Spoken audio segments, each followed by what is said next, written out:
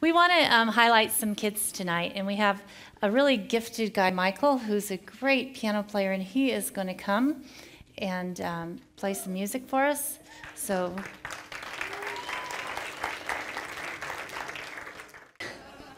It's got to warm up, yeah.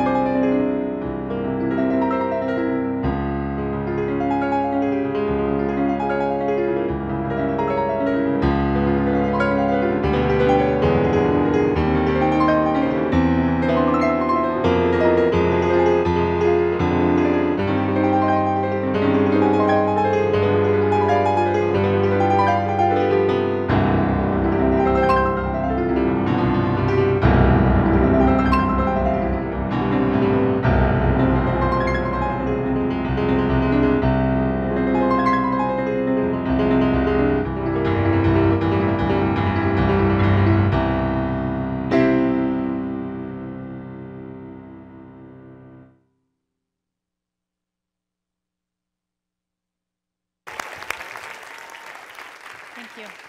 Thanks a lot. Pretty talented, huh? God's given that kid a lot of talent. Okay, Lauren's going to come up and she's going to read a verse from the Bible from Isaiah 78. And here's the little mic for you. Yeah. Oh, it's Psalm 78. Excuse me. Sorry. Okay. Psalm 78, 4 and 6. We will tell the next generation the praiseworthy deeds of the Lord, his power, and the wonders he has done, so the next generation would know them, even the children yet to be born, and they, in turn, would tell their children. Thanks, Lauren. Okay, thanks. Go ahead and keep it. That's what we're all about, what we want to do. And we've asked Dylan to come up and pray for us tonight.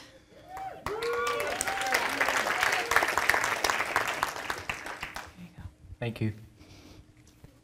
Father God, I pray for tonight that this will be a blessing. I pray that we will see you, and I pray that we will just feel your guidance, and pray that we will have a great life with our lives tonight. And I pray that people will see you. Thank you, Dylan. Thanks. Okay. So we're going to do a little set change, and Rick and I will be just up a sec. I have to go get my notes.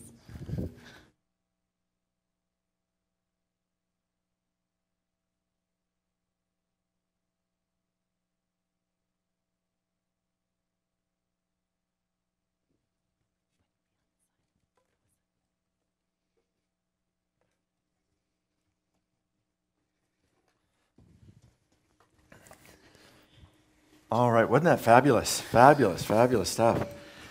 So we are Rick and Becky Olmstead, and I'm Becky. Oh, in I'm case Rick. you didn't know.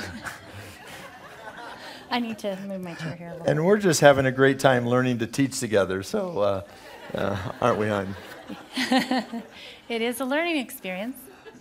We've been in the vineyard now for over 32 years. When the vineyard began, there was about 13 or 14 churches, and we one of the earlier church plants, and we had no clue what we were doing, and we don't have much more of a clue these days. But I love being a part of this family, and it's a privilege that Becky and I have to share with you, and you honor us by being here. You represent the champions in my heart and mind of those in our movement that are giving themselves to young people and have committed themselves to raising up a generation. And it's going to take an effort. It's going to take everything that we have if we're going to change the course that we're on. And so thank you for coming.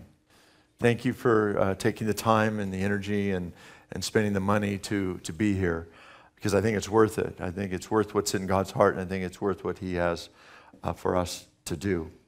And so let's just begin. Let's pray again if we can. Okay. Would you pray, Becky? Okay, God, we just invite you here. And Lord, we want to hear what you want to say to us tonight. So, Lord, we open up our hearts to just receive what's on your heart. And take the words that are said and just plant them as seeds in our hearts and cause them to grow and bloom and grow into something that you can use for your kingdom. Amen. Amen. So Becky and I have been on quite the journey over our 32 years in this church and in our vineyard movement. And but some things have transpired over the last season, and we'd like to share that journey with you. So Becky's going to begin by sharing part of that journey. Okay. I just want to get you a little caught up on what's been going on in our lives. You know, Rick said we started this church over 30 years ago, and we hadn't been going in our church for very long, maybe about 1 or 2 years. And one night we were having a meeting, and during the ministry time, I was getting prayer. And I don't know if someone gave me a prophetic word or God spoke to me in my heart, but I remember the word. I don't know how it came, but I remember the word. And the word was, you need to be all that God's called you to be, for Rick to be all that God's called him to be. And at the time, it didn't make any sense to me. I didn't understand. It was pretty cryptic. But I understood the beginning. You need to be who God's called you to be. And so I was pretty young when we started this church. I was 25. And I didn't really know who God had called me to be, but I went on a journey to find out. And one of the things I learned about myself, that God gave me a heart for kids. that as we started our church, I saw the kids. I was aware of the kids, and I really cared that the kids were part of our church. But as I was learning more about kids and reaching out to kids and caring for kids, I realized that God has even a bigger heart for kids. He has a huge heart for kids. And then God gave me a dream for the vineyard. He put a dream inside my heart that the vineyard would one day be known for its heart for kids. And so I gave myself to making that happen in the best way that I could. I couldn't do much, but I tried. I organized some kidnap parties where people could get together and that were working with kids, and they could share ideas and they could learn from each other and network and just encourage each other. Any of you guys come to a kidnap? We put on about 7 of them in over 10 years. Yeah. I saw that hand. So there's a few of you, yeah.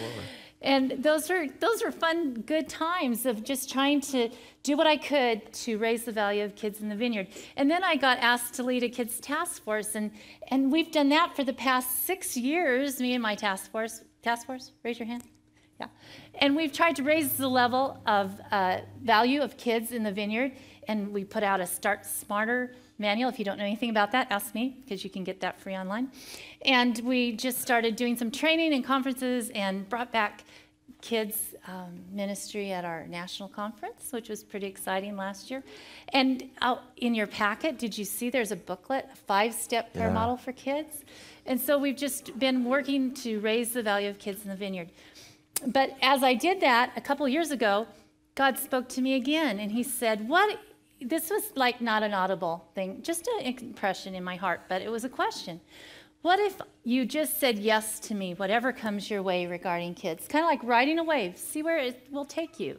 Think you could do that? And I thought, yeah, why not? I could do that. I'll do that. And so I started stepping out in little ways of what I felt God was putting in front of me. And the next thing I knew, I got an invitation to attend a conference in Singapore.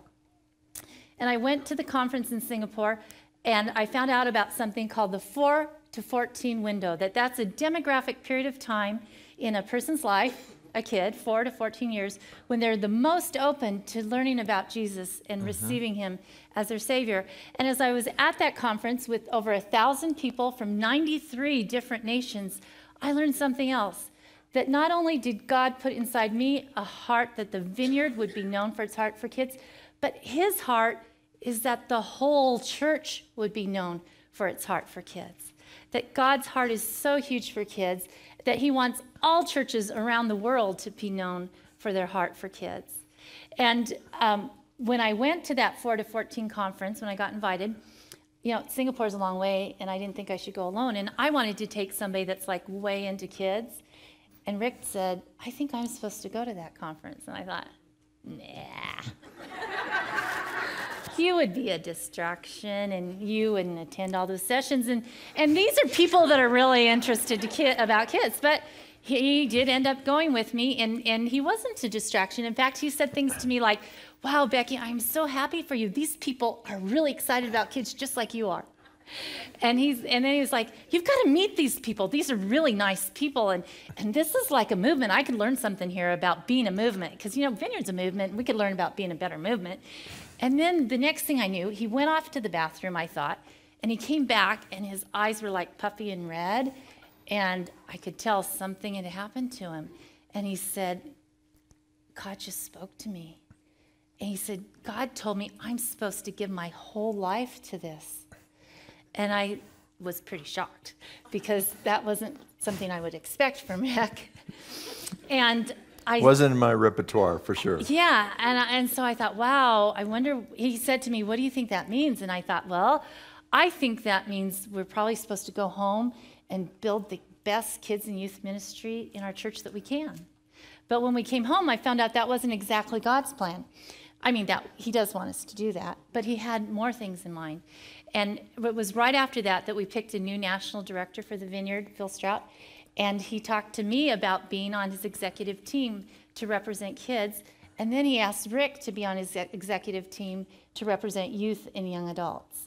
And so that put us on a whole nother trajectory, and here we are today.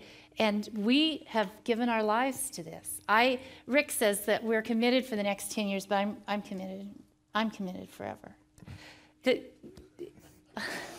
Are you too? Good. I'll go for it.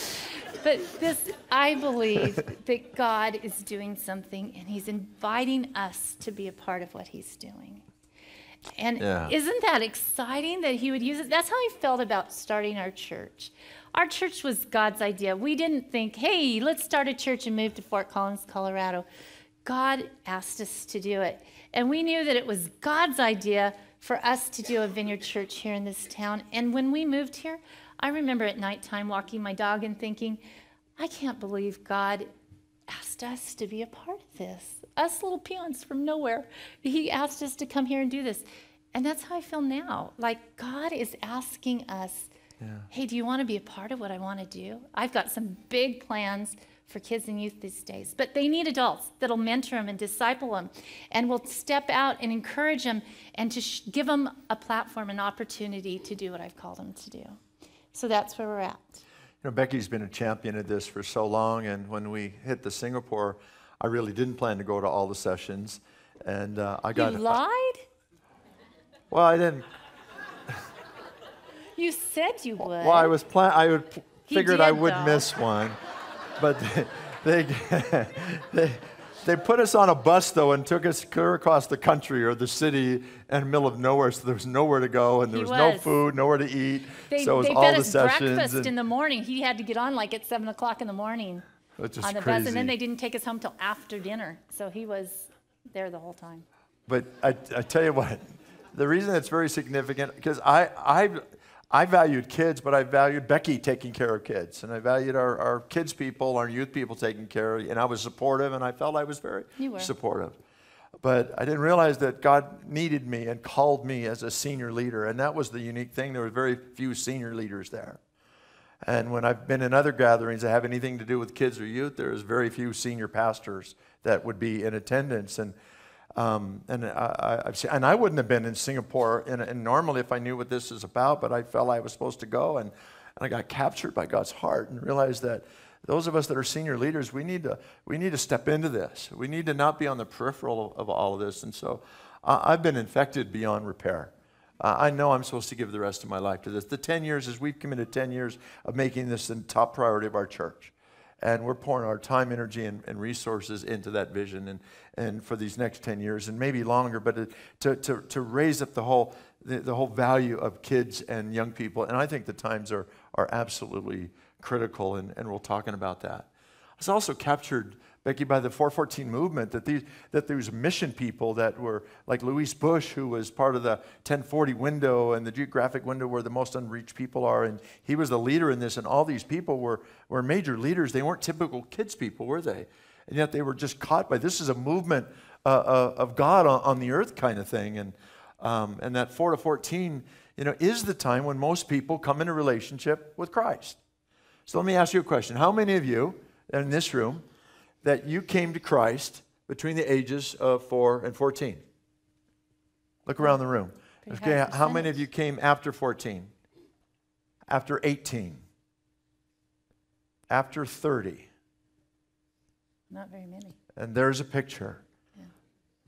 And yet so much of our resources, if we're honest with ourselves, we invest in those that are even over 30. And that there seems to be a sweet spot, spiritual windows that God has created in children and young people to know Him.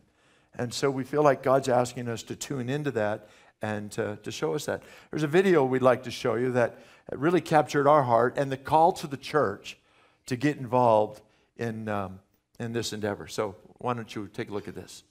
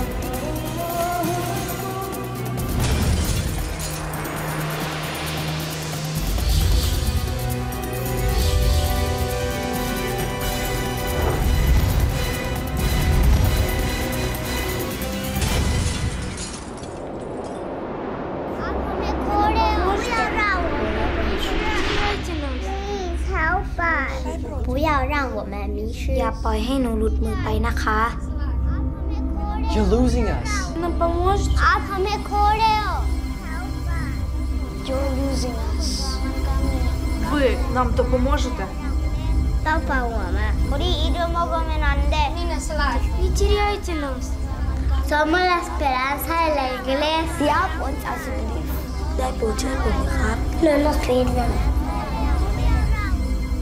Don't lose us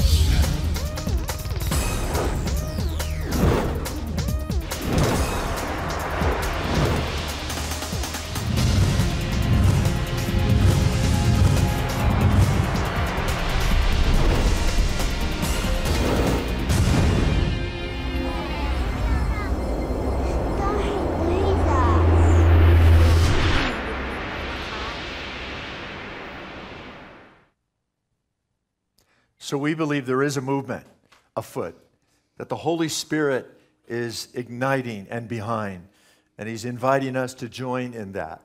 It's something that we've discovered and are not creating. I don't think we can create the movement of God. I don't think we can make anything happen, but we can recognize what God is doing and join with Him in His mission. And that's so important to recognize. And so we've kind of discovered that this seems to be what God is doing right now. The vineyard was born out of what is the Father saying, what is the Father doing, and let's tend to that. And we can always say the Father's doing everything at all times, but there's something happening right now that God seems to be raising up a generation, a courageous generation. This seems to be a new day, a new hour, a new time. For such a time as this, I think we're here. I think the vineyard's here. I think we're ready for this. So many voices are being raised up. We're hearing the same things in so many different parts of the world. That this isn't just somebody's idea because we're bored and we're looking for the next thing to do. Let me tell you a secret. I've been a pastor a long time now, and I am so sick of my best ideas.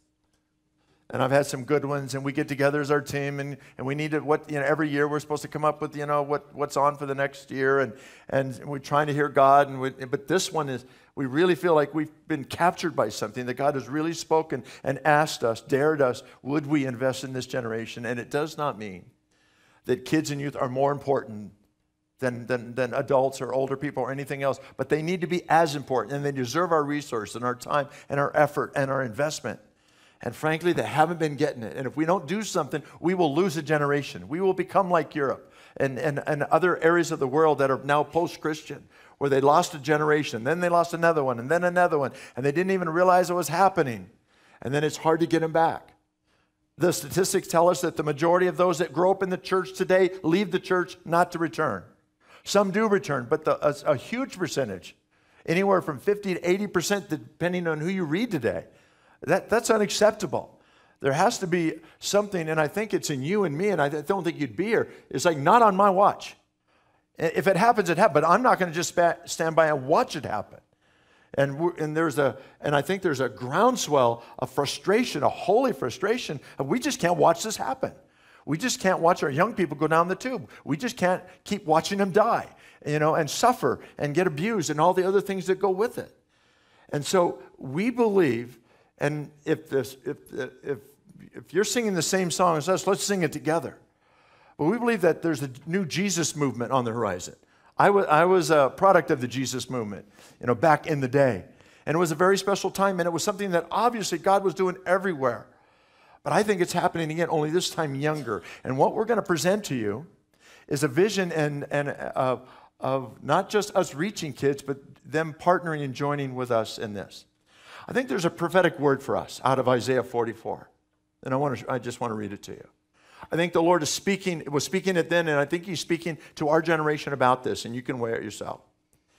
In Isaiah 40:44, for I will pour out water to quench your thirst and to irrigate your parched fields. And I will pour out my spirit on your descendants and my blessing on your children. They will thrive like watered grass, like willows on the riverbank. And some will proudly claim, I belong to the Lord of our children. Others will say, I am the descendant of Jacob. And some will write the Lord's name on their hands and will take the name of Israel as their own. We don't need a prophet to tell us something's wrong.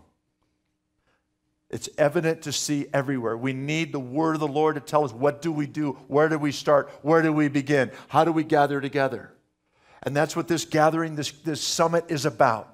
It's putting out a call to those that are ready to come together and realize that we can't do this alone, but if we come together, maybe we can turn the tide in this thing. I believe if we invest our time, energy, and money in this generation of kids and youth, we could see a revival of epic proportions. They can take back the ground that we've given up, even in our time. And this kids in youth revival is like, we're seeing it in other parts of the world, and it's captured us.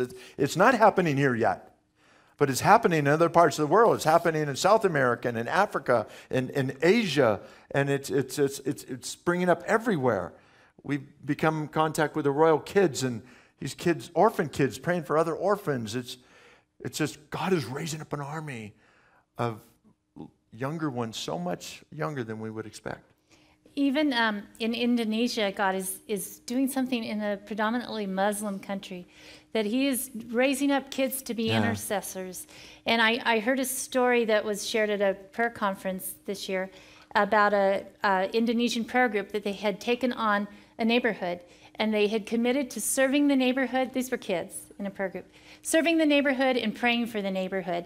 And so they wanted to be good neighbors. And being good neighbors, they were taught, was meaning being friendly and sharing your toys and doing kind things for other people, but praying for the needs of their neighborhood too. And they noticed that in the neighborhood, people noticed that the crime rate started going down because these kids had targeted that neighborhood and were praying for it and serving it. And the school officials heard about this and what was happening in that neighborhood, and they went to the adult leader of the prayer group and they said, now, what's going on in this neighborhood? What are your kids doing? Because we notice that you're teaching your kids about being good neighbors. Do you have some kind of secret ingredient about how to be a good neighbor? And she said, it's all about praying for our neighborhood, serving and praying. In everything we do, we're praying for our neighborhood. And the schools invited the leader of that prayer group. They said, we want you to come in and teach the kids in our schools how to be good neighbors. Teach them how you've taught those kids to be good neighbors. And so in Indonesia, in this Muslim country, they're invited into the schools to teach the kids how to pray for their neighborhood. Yeah. It's pretty cool. We've been infected, and I think you've been infected. I think you've just been waiting to hear out loud what's been beating in your heart for a long time. And I just want to, some of you, you've carried, like Becky had, you've carried the flame for a long time, and some difficult places, some lonely places. But I think that's about to change. I believe with Bill Hybels that the local church is the hope of the world. I think we offer families to the most orphan generation in history, the most fatherless generation in history, the most abused generation in history, and on it goes. And I think the church is the answer and the hope of the world. And I think it's time for the church to rise up and to take that place.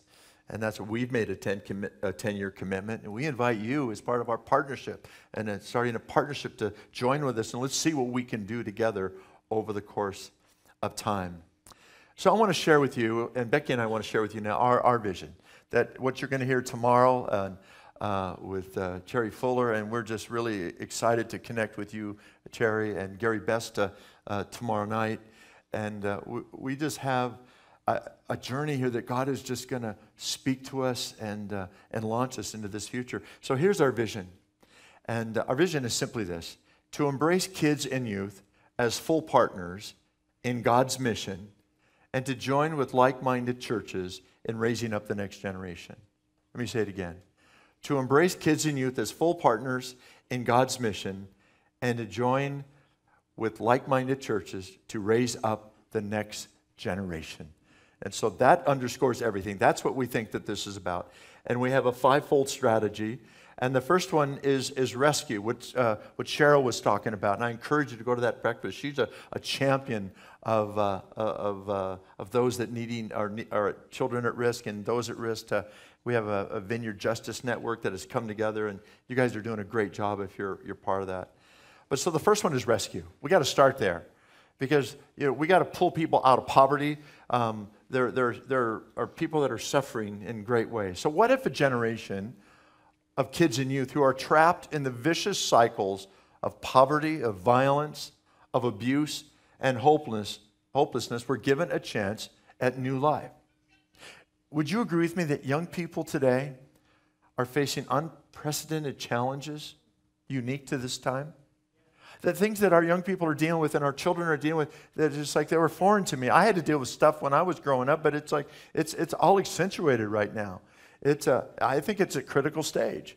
In the statistics, I could throw a whole bunch out to you, and I'm not going to do that. But the one that lingers is that 1 out of every 4 young girls are being abused, and 1 out of 6 boys. And it hasn't changed. It's continuing on. That even right now, that out of every 4 girls, 1's being abused.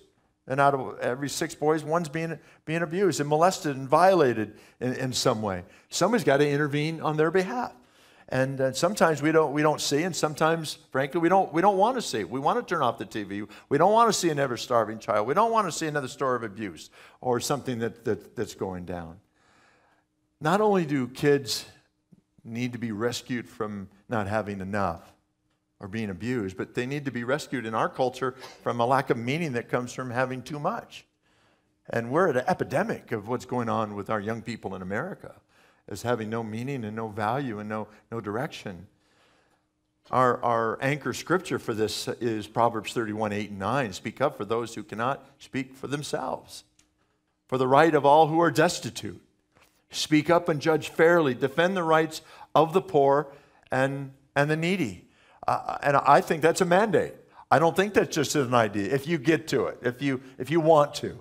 I think it's the call of God's people that we need to be a voice for people that don't have a voice. And children don't have a voice. Young people don't have a voice. People, when war comes, and injustice, is prevailing, the ones that suffer the most are the children, the most vulnerable that are involved in that.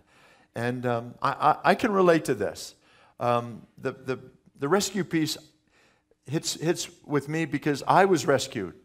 Now, I wasn't rescued from a severe abuse situation, but I was growing up, and I was born in adultery, raised by a single mom, and I was the oldest of 4 kids, and by the time I'm 11, I'm left alone to take care of the kids, my younger sister and brothers, all the time. I seldom went to school. I was absolutely just... He showed me a report card. He missed over 50 days of school. I told him, it's a miracle you learned to read. In a way it was. But I was staying up all night playing, table tennis. I still like playing table tennis. And not doing homework, not studying. And I was completely going nowhere. And yet my best friend's family apparently saw what was going on. My mom was an alcoholic and a partier and was hardly never there. And they, when I was, I think 13, 14, that they invited me to come live with them. And boy, that was a new world for me. And I took the opportunity. But I didn't realize till years later they saw a young man that was in trouble. And they saw me, and they did something about what they saw. And they set my life on a new trajectory. But without that intervention, I don't know where I'd be today. That somebody saw a kid in trouble, and that kid was me in the streets of LA. And it was a whole new world of discipline, having to go to school, having to study, having to have regular eating times, sleeping times. I thought I was going to die in that environment. It was a killer for me. But I am grateful to Mrs. Miller. You should be. But so I have a heart for that. I think we have to open our eyes and ask for God's eyes. And we want to see what he sees and hear what he sees. And if we just respond to what we see and we respond to what we hear.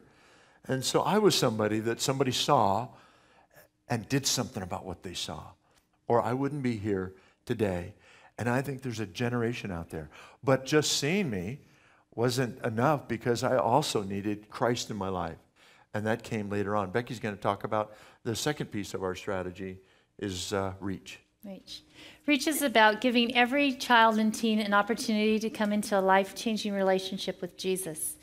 What if every child in your community, not just your church community, but the city or the wherever you live, had an opportunity to know Jesus? Do you know in our city of Fort Collins here in our town, I think there's about 30,000 kids in that 4 to 14 window.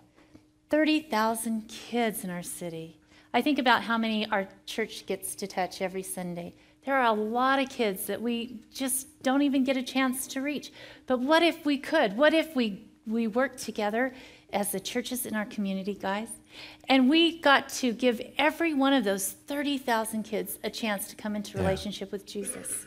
That would be so wonderful. I know it would make God really happy. And so Reach is about doing that. It's realizing that kids between 4 to 14, like we talked to, are so open to knowing Jesus.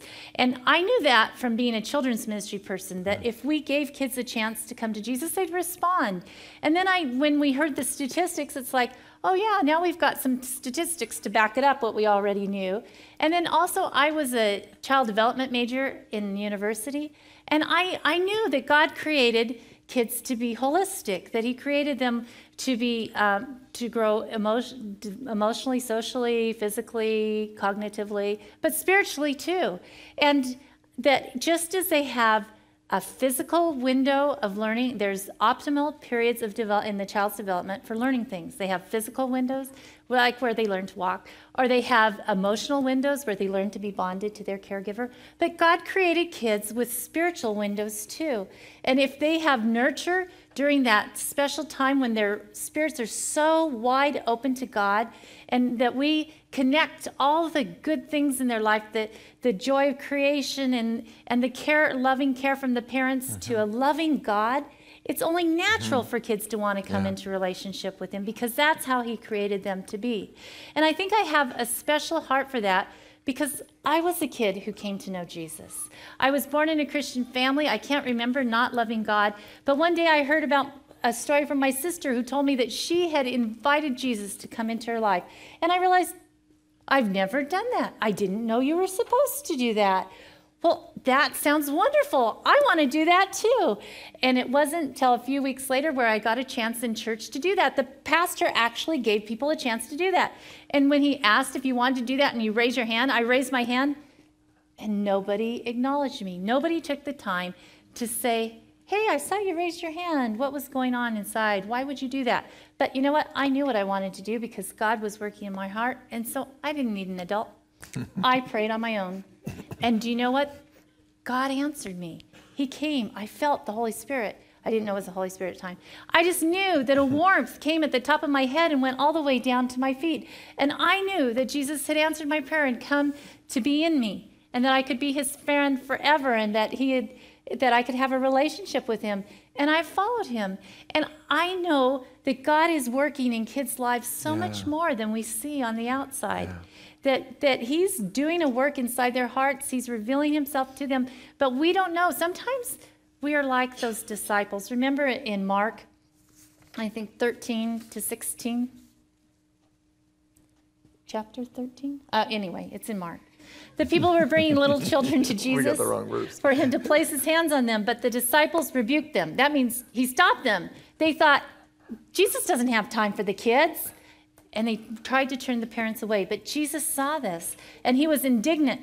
That means he was angry. He was really, really upset. And he was really, really upset because they were not portraying who he was to those kids. And he said to them, let the little children come to me, and do not hinder them, for the kingdom of God belongs to such as these. Truly I tell you, anyone who will not receive the kingdom of God like a little child will never enter it. And he took the children in his arms, placed his hands on them, and blessed them. Jesus wanted the children to know, you are welcome to come to me. I want you to come to me. I love you. I want to have a relationship with you. And sometimes we can really read that and think, I would never do that. But sometimes by our behavior, we're saying that to kids. We're saying it by not acknowledging that little kid that raised the hand because you say, oh, I know that kid's not paying attention and they don't know what they did. Or a kid will talk something about something spiritual and you think, oh, they don't really understand what they're saying. And we think kids have to have a certain level of understanding to really have a relationship with God, and that is not true. That he meets them right where they're at, and he has a relationship with them on their level. And then as they grow older and have more understanding, their relationship with them grows. And you know, I found in our church, we were giving kids all sorts of information about Jesus and the kind of relationship he wanted them to have, but we were never actually calling kids to Christ. And so we decided as a team that we were going to pray about that. And we asked God to give us a harvest of kids. Do you know what happens when you pray something to God that's what's on his heart?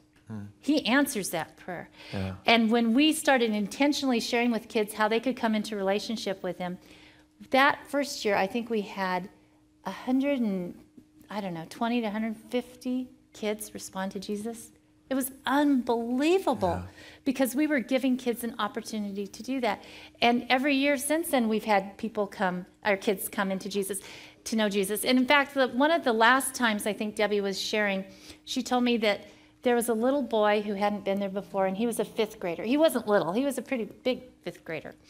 And as she was sharing about having a relationship with Jesus, she could see in his face that he was taking it all in. And he tuned in and he was staring and listening. And then she gave an opportunity for kids to pray. And afterwards, this 5th grade boy came up to her and hugged her and said, "Thank you, thank you." He was so grateful that she had shared with him how he could have a relationship with Jesus. They're hungry.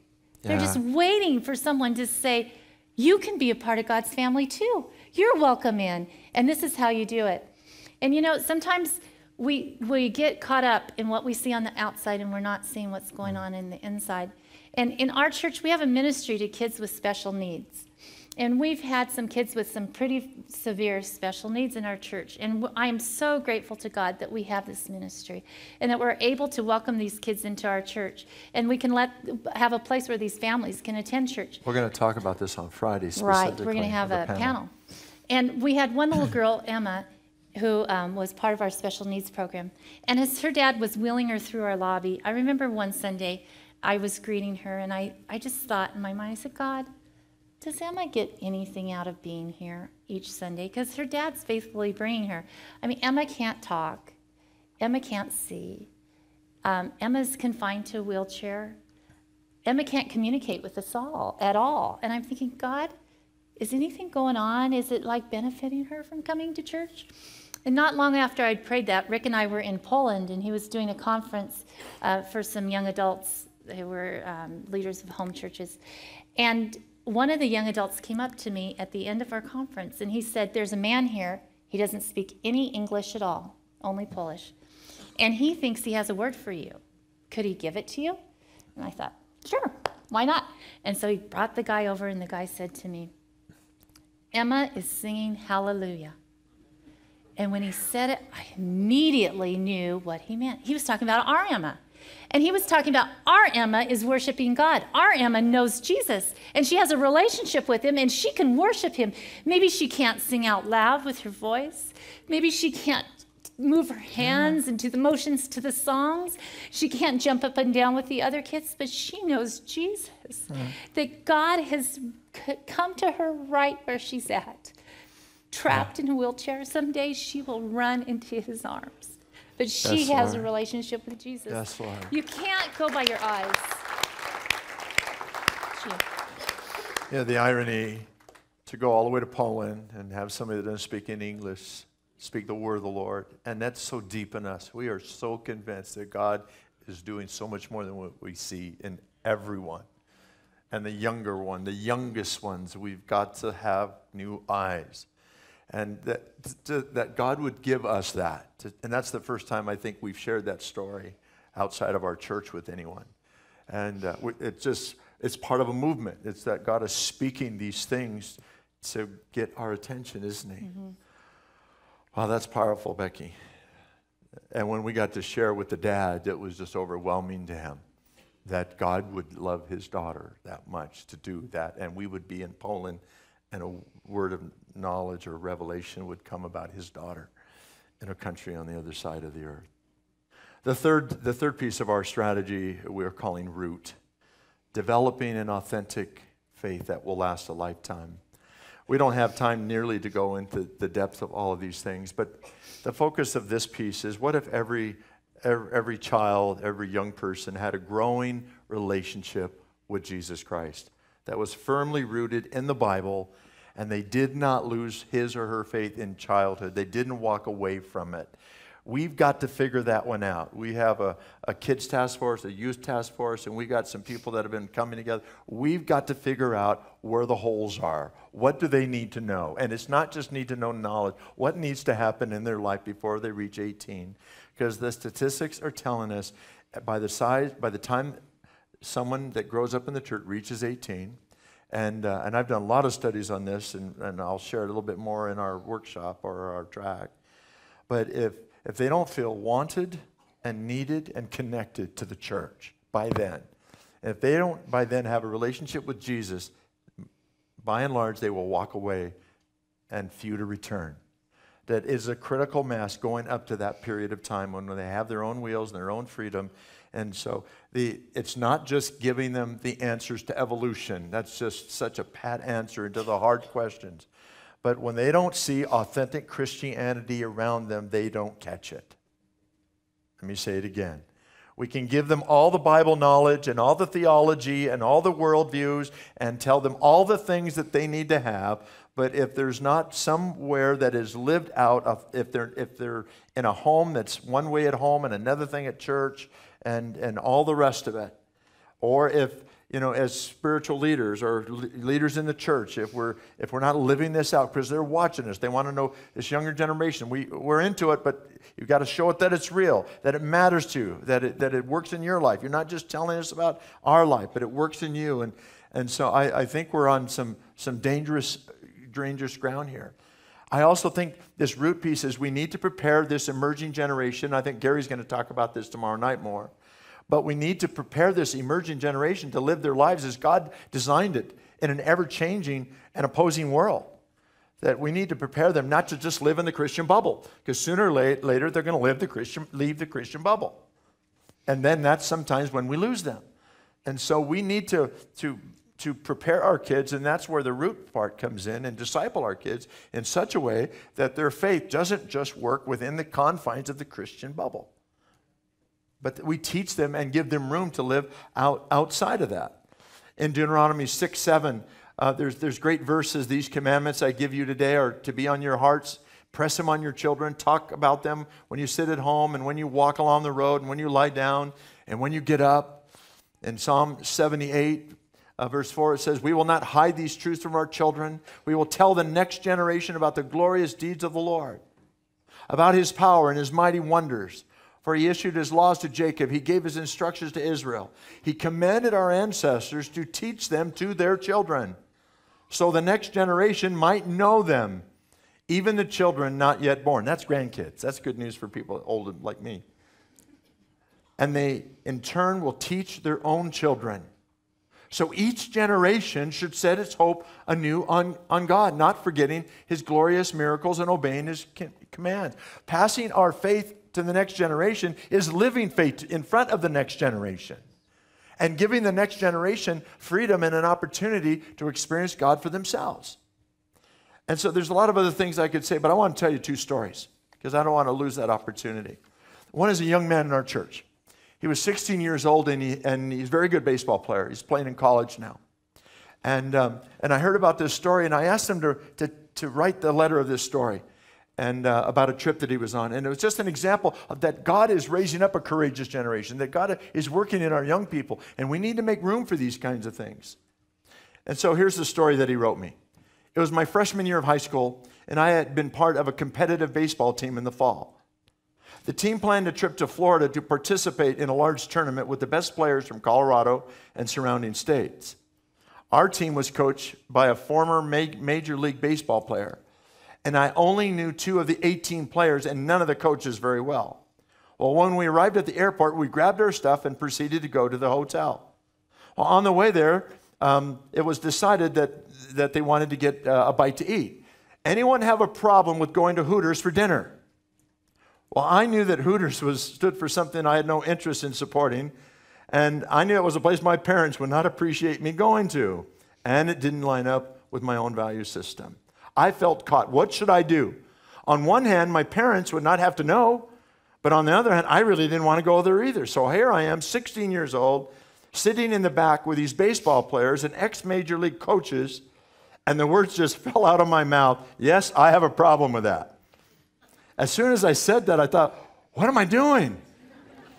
Everyone in the van got quiet and turned to me as if to say, are you joking?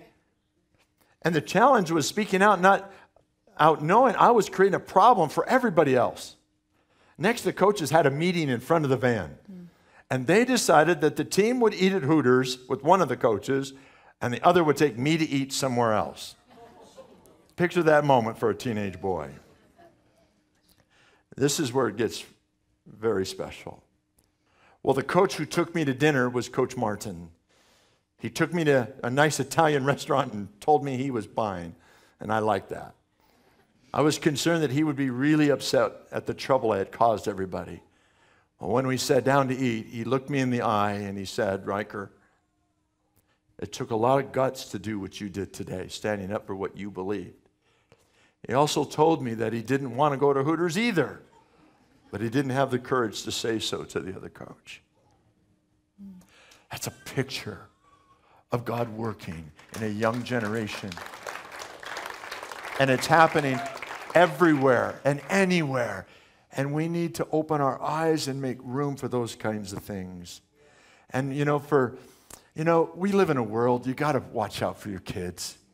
It's scary out there, and we need to be protective of our kids. But we can get to the point where we don't trust God with our children and our young people, and we don't allow them to have the room to have their own God stories because we rush in to rescue them. Right now, you wear a helmet if you're going to the bathroom. I didn't have those in my days. I just made that up. That wasn't in the notes. That was stick to what's in front of you. So the story I want to tell you one more story that's very personal, and it's like so many stories I've learned is the repentant stories. So we went to see our son Jeff when he was in Champaign, Illinois. Those of you from Champaign would remember the story. Hey. He was in grad school.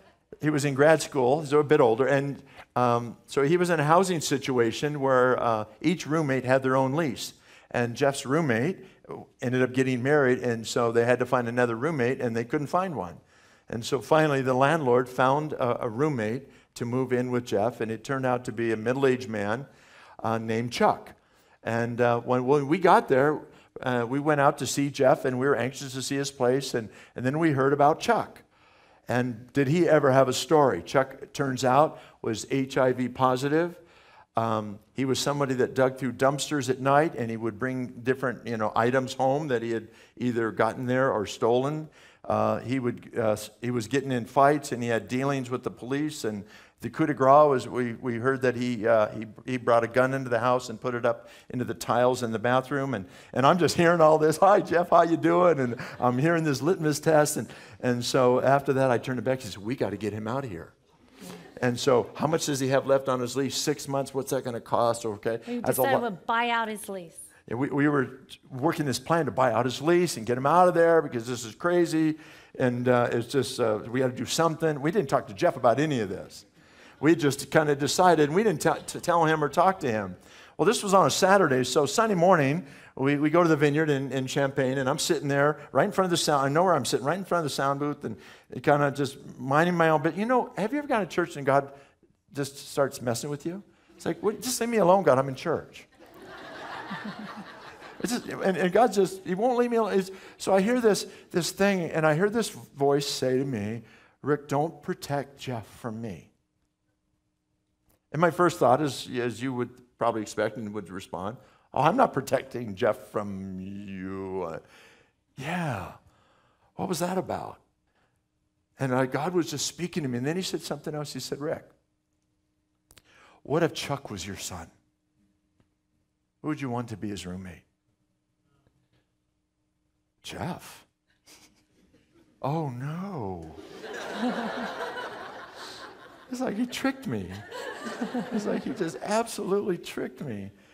And that was just one of those powerful moments. And then I talked to Jeff, and he said, Dad, I don't want you to do any of that. I love Chuck, and Chuck's my roommate, and I'm fine with it, and don't worry about me. And I was that typical parent, caring about, my son, but out of that came a fabulous God story. When it was over, Chuck wrote him a letter. I don't know if you guys in Champaign know this. And he said, this middle-aged man to Jeff says, you've changed my life. Nobody's ever accepted me and treated me like you have. Chuck ended up giving his life to Christ. He still had his drug problem and all the other stuff. I don't know how it's worked out. But God used my son in his life, and I almost aborted it by not allowing him to have to trust God as well, and for me to trust God with my son. I think that we need to have faith in this generation. Younger and along the way. You can clap for that. And so I was proud of my son and not so proud of me. But I was doing what parents do. But they need stories or they're not going to make it. They need their God stories. They need to see God come through and protect them and watch over them and break through to them. And if we're always there and always intervening and always watching over and hovering over them, then it can't happen. And if we don't ever allow them to step into things that we're not sure they're ready for, I'm so tired of hearing they're not ready. They're not ready to receive Jesus. They're not ready to do this. They're not ready to do that. It's like, well, we weren't ready either. We have leaders that say, well, why don't you release people? Because they're not ready. Well, you weren't ready. When I released you, release them. Well, that leads to the next one, because the next part of our strategy is we need to release them and to become God's agent of transformation in the world. And that's very powerful. And we're going to emphasize that in many of our times in the next 2 days. Is that yours? It was yours. Is this mine? Mm-hmm. Do you want me to do it? Yeah. Okay. Plan B. So, kids have the Holy Spirit inside of them, and God has gifted them with talents and abilities and spiritual gifts that he wants them to use. And we need, no matter how little they are, they can be used by God. And we want to let them know that they can be used of God, and to encourage them and to equip them in how to be used. And in Acts 2:17 and 39, it says, in the last days, God said, I will pour out my spirit on all people. Yeah. Your sons and daughters will prophesy. Your young men will see visions.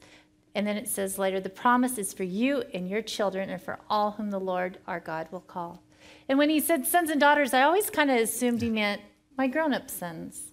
But that he didn't give an age. It could be our little sons and daughters. It's for our little children. We don't have to wait till they grow up, that they can be used. And if you look in the Bible, throughout history, God has used kids, and he's still using them today. And, we have a really cool story. Are you going to tell the story, Sarah? Yeah, I'll tell this. Okay, it's a cool story, but I'll let Rick tell it. Well, one of the questions that's come out of this journey that we're on is the what ifs. I used to make statements, and now it's more questions. It's what if? What if God has distributed gifts and miracles among children and young people, not just adults? What if what God tends to do, he intends to do through not just older people and mature people, but in children and all of that? The reality, when you look at Scripture, you want to hear something that might offend some of you here tonight? That I think kids have more faith than adults, generally so. It's so when we obvious. talk about whatever faith is, huh? It's so obvious if you talk to a kid. Well, okay. Becky says it's obvious, but we're finding that out. They have amazing faith. They believe things we don't believe. They just do it. They'll see something and they'll just step into it. And so I have this question: what if we're missing out on a huge percentage of what God wants to do? If there's people that are not healed because children aren't praying for the healing. If there are not more prophetic words and other things that are being done because children aren't brought to the table, aren't invited into that. What if so much of what God wants to do resides in them and we've set them aside to a later time? And so we've been trying to lean into this around here in our vineyard, and we've been wondering about this, about kids being used by God in this. So there's a lady in our church, and her name is Sarah. And she's very close to us. She's been in our church probably for 30 years. And we love her deeply. And she's come down with cancer. And at first it was just, it was cancer that needed to be treated, but it wasn't terminal or anything like that. And then as time went on, we prayed for her, and a lot of more people prayed. She got worse. And then we found out that she had basically been given a death diagnosis. And her husband, Rich, they went up to the mountains just a few weeks ago to say goodbye to each other because they had accepted the fact that she was going to die.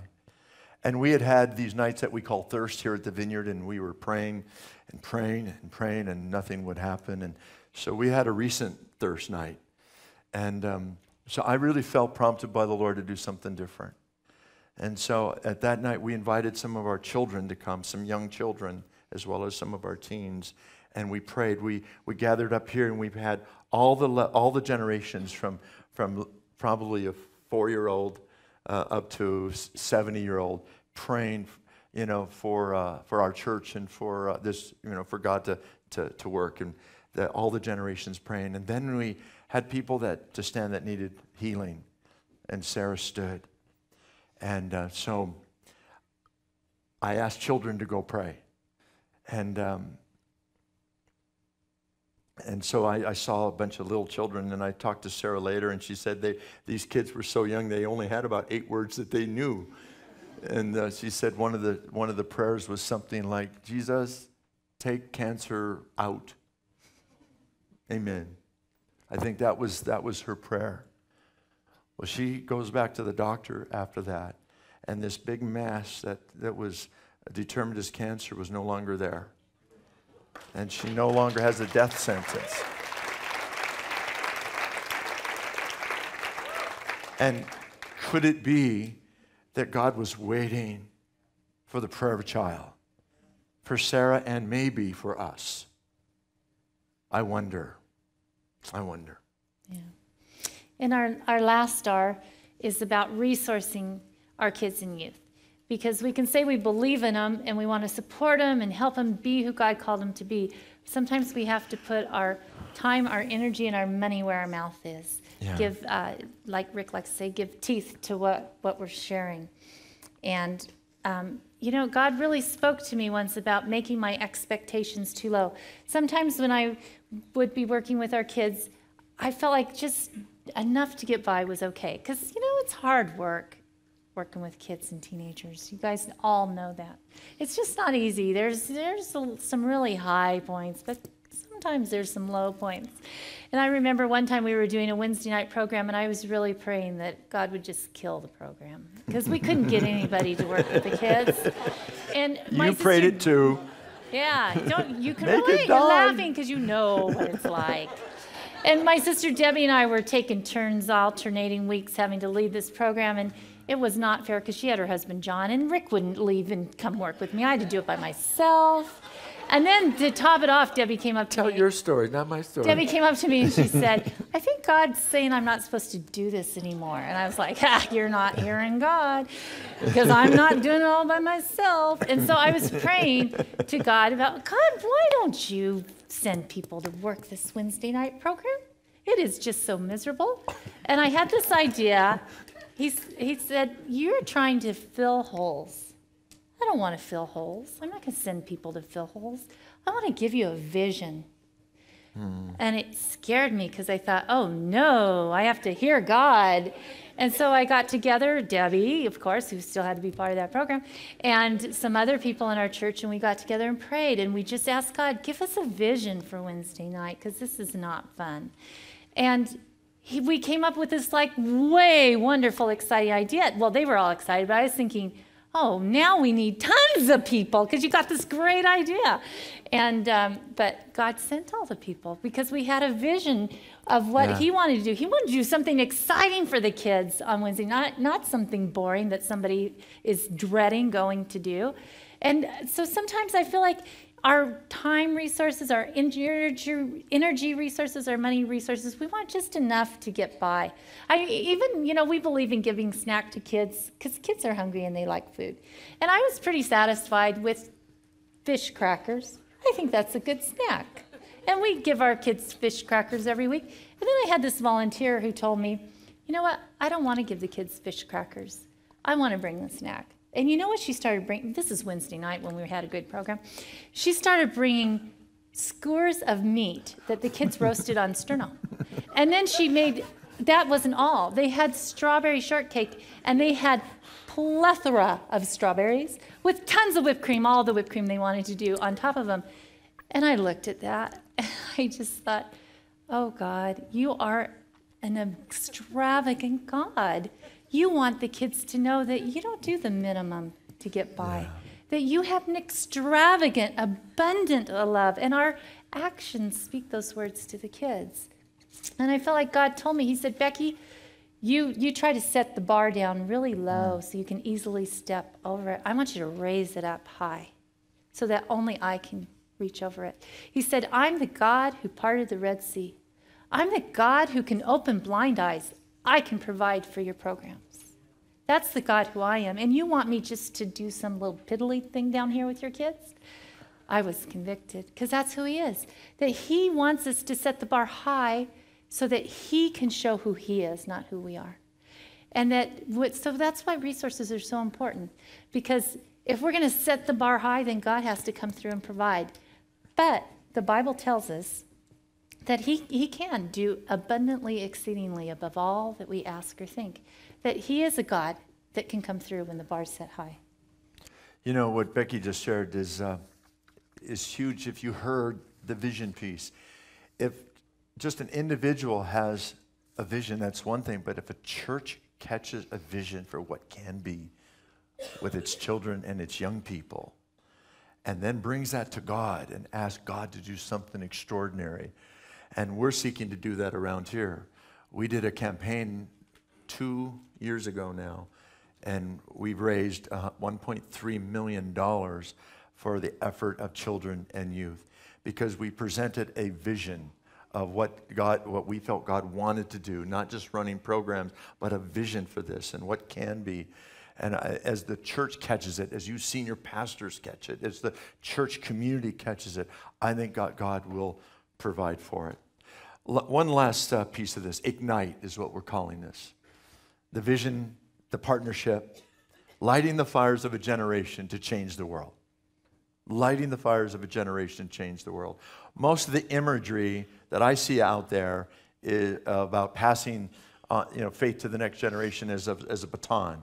Passing a baton to the next generation. Well, I have some problems with that, and I want to tell you why. I reject the imagery of passing the baton to the next generation because there are three main problems. One is that the older generation will hold on to the baton far too long because of fear of being done and being put on the shelf. I know it happens. I feel it myself. When I feel like if I have to give it up, because if I hand the baton to the next younger generation, then as soon as I let go, then I'm done. And so what I do is I'm going to hold on to it until I can't take another step. And then finally, when I can't move anymore, all right, it's yours. And that leads us to the second problem. When those of us that are older, when we keep holding on to this because of fear of letting go, is that the younger generation won't even be around when it's time to pass it on to us. So when we can't take that last step and here it's yours, it's like there's nobody to give it to because they've had to go somewhere else to fulfill the call of God in their life. My friends, that's tragic. It's tragic to lose a generation. And it's one thing if they don't want to follow Jesus, right? It's another thing if there's just personal issues or whatever it is. But to lose a generation because we've not made room, and by the time we're ready, they're not even there because they've had to go elsewhere. I can't live with that. The third problem is this, is what makes us think anyway that if they do stay around, and there are always some, that they want to inherit what we created. I've talked to some of our young leaders about this. It's like, so how about when the day comes and it's yours. You take it from here. It's like, why would we want what you created? Because they want to create. They want to build. They want to be part of something, not just inherit something. But there's a fourth possibility that I want to submit to you, and it's inherent in this vision. And it says, what if we create the future together with our young people, with this young generation, and welcome them, here it is, welcome them as full partners into the here and now. Not the now and later, but the here and now, and join with us in advancing the kingdom of God. Full partners, even children, even young teenagers and older teenagers and young adults, welcoming them into the mission of God with us. And you know what that happens? It makes us relevant and them relevant to the end. It means that I'm not put on the shelf. It means that I'm never done if I catch the vision. And the vision that we have is, rather than a baton, our picture is being a torchbearer, which is what you see in your packet. Ignite, being a torchbearer, lighting the fires of a generation, and let them light our fires. When I'm around our young people, they light my life up. They light the fires of my life. They make me feel alive. When you're around children and you see them stepping out, I would have loved to have been part of that prayer moment, to see that 7 or 8 year old praying for Sarah for healing. That wakes me up. That makes me alive to see that happening. And so it's a mutual thing. This younger generation needs us to light their fires, but they also light our fires. And if we create the future together, perhaps we won't lose them and they don't lose us. Because what typically happens is every generation in the church starts over. They have to break out and start their own new thing because they don't get freedom to do it where we're at, so they have to go somewhere else. And some of that's valid, and they need to go pioneer and do those things. So I'm not saying all of that. But what if this next generation actually stands on our shoulders? Really? That means we got to have some strong shoulders to stand on. That means we got to be somewhere for them to get on top of. What if our floor becomes their ceiling? Our ceiling becomes their floor.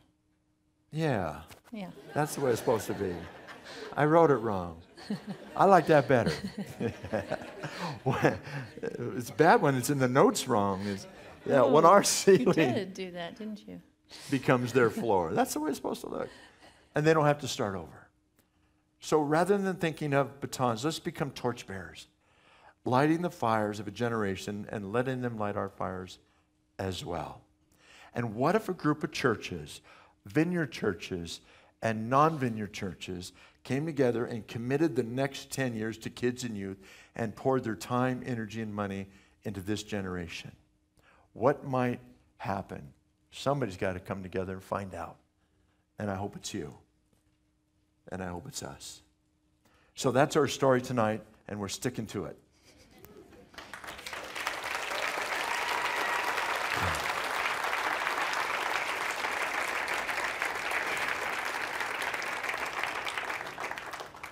How many have you heard things tonight that you've already heard in your heart? I thought so. So, Father, this is a father heart issue, isn't it? It's really turning the hearts of the children to their fathers and to their Lord, maybe even to their church. Dear God, would you plant your heart for this generation within our hearts? Lord, I walked into something in Singapore I knew not of. And you put something in me that wasn't there for this generation, for the youngest. And Lord, I repent again that I allowed others to do it, even as a senior leader, to carry the banner like Becky and not step into it as well.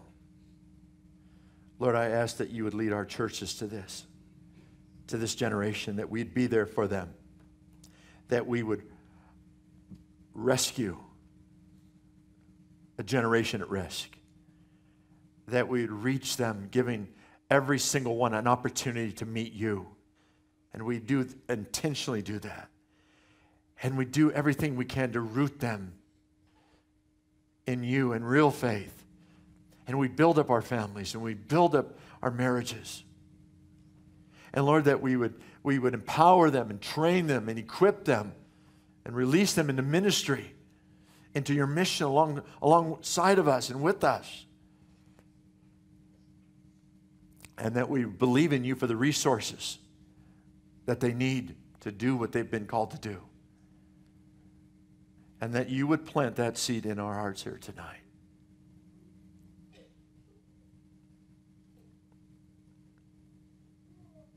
Now, would you take a moment, one reason we're around table, I want you to take a moment and begin to pray these things at your table together right now.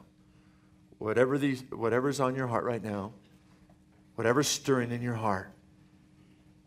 Specifically, if nothing else, would you join with me in calling out to God for this generation? Just take the next few minutes, and then we'll be done.